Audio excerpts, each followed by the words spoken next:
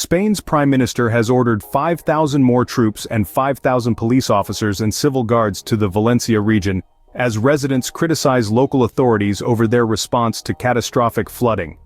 The death toll on Saturday rose to 211 people, with most fatalities in and around Valencia, Pedro Sanchez announced. The toll is expected to rise further.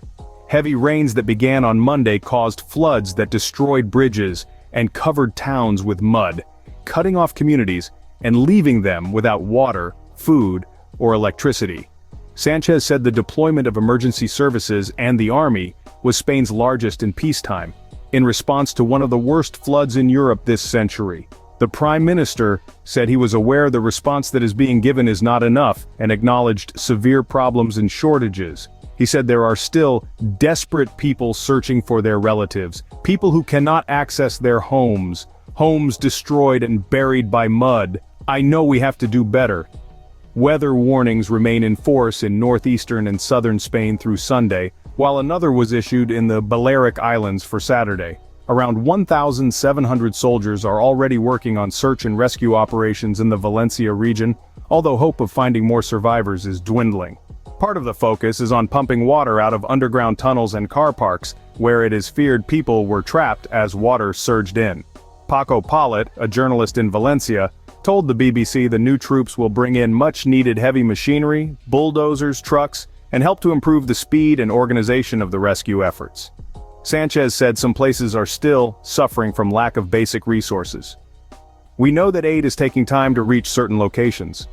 There are still garages and homes that are blocked and people are still trapped, he said. He vowed teams will work tirelessly until aid reaches everybody and people have regained normalcy, and called for national unity. Authorities have restored electricity to more than 90% of homes and brought back almost half of telephone lines that had gone down, he added. The government also authorized 100 interim civil servants to help distribute financial aid. Local authorities are facing criticism over the speed of the response and for a lack of warnings in advance of the flooding. Amparo Andres, who has owned her shop in Valencia for 40 years, told the BBC that at one point the water in the building reached her neck and she believed she was going to die. "At least I'm alive, but I've lost everything, my business, my home," she said. "And the government isn't doing anything. Only the young people around are helping us." After returning to his home, local resident Juan Perez said, "All my life my memories. My parents lived there, and now overnight it's all gone."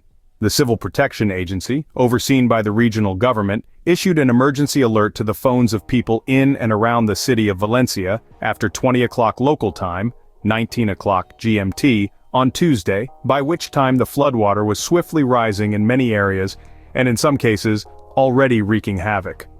Juan Gonzalez, who lives in the town of Aldaya, said the area was prone to flash flooding. "It's outrageous that our local government didn't do anything about it, knowing that this was coming," he said.